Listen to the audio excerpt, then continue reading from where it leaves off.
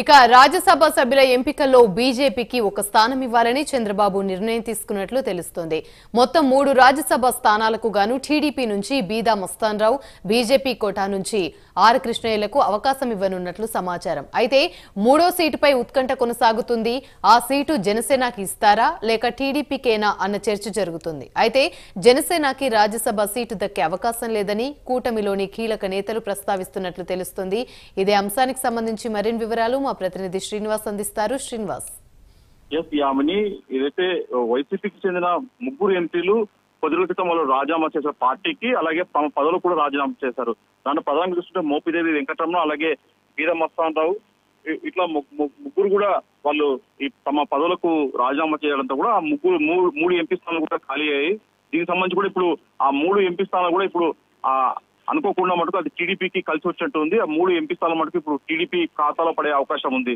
దీంతో ఇప్పుడు ఆ 3 ఎంపీ స్థానాలు, రాజ్యసభ సభ్యుల స్థానాలు కూడా టీడీపీ అధిష్టానం ఎవరికి ఇస్తుందని చెప్పేసి కూడా చర్చనీయాంశంగా రాజకీయంగా చర్చ కొనసాగుతుంది. ఈ నేపథ్యంలో కూడా దాంట్లో 3 మటుకు ఒకటి ఖచ్చితంగా బీజేపీ కోటాకి ఇచ్చే అవకాశం అని చెప్పేసి కూడా ఆ పార్టీ, తెలుగుదేశం పార్టీ వర్గాలు చెప్తున్నాయి. అలాగే ప్రధానంగా చూసుకుంటే ఇందులో కూడా తెలంగాణ నుంచి అయితే అతను గతంలో వైసీపీగా ఉండి వైసీపీ పార్టీకి అలాగే పదవి కూడా రాజీనామా చేసిన ఆర్ కృష్ణయ్య బీసీ నేతగా ఉన్నాడు. అతనికి బీజేపీ కోట నుంచి కూడా అతనికి తెలంగాణ నుంచి ఇచ్చే అవకాశం అని చెప్పేసి కూడా సమాచారము. ఇప్పటికే చంద్రబాబు నాయుడు కూడా బీజేపీ కోట బీజేపీ పెద్దలతో కూడా చర్చించినట్టు సమాచారము. ఈ మేరకు అదే ఆ బీజేపీ అధిష్టానం కూడా ఓకే అంటే మటుకు ఖచ్చితంగా తెలంగాణ నుంచి బీజేపీ నేతగా కొనసాగుతున్న ఆర్ కృష్ణయ్యకు మరోసారి రాజ్యసభ స్థానం ఇచ్చే అవకాశం ఉంటుంది.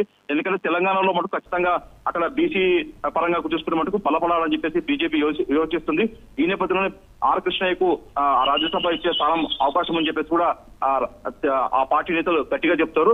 మరో సీటు మటుకు ఖచ్చితంగా తెలుగుదేశం పార్టీకి చెందిన ఏదైతే బీదా మస్తాన్ ఉన్నో అతను కూడా గతంలో వైసీపీ ఎంపీగా ఉండి రాజ్యసభ సభ్యుగా ఉండి రాజీనామా చేశారు.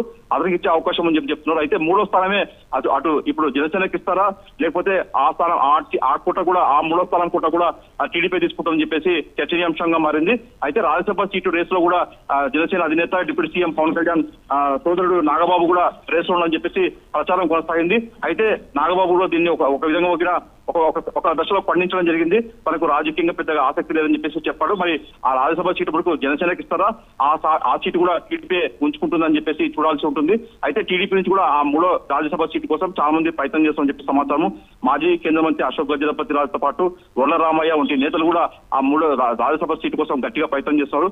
మరి చాలా మంది దాదాపు 7-8 పేర్లు ప్రముఖంగా వినిపిస్తున్నాయి. మరి 3వ స్థానం రాజ్యసభ సీటు టీడీపీ ఇస్తే ఎవరికి ఇస్తారు, లేకపోతే జనసేనకు ఇస్తారని చెప్పేసి చర్చనీయాంశంగా మారింది.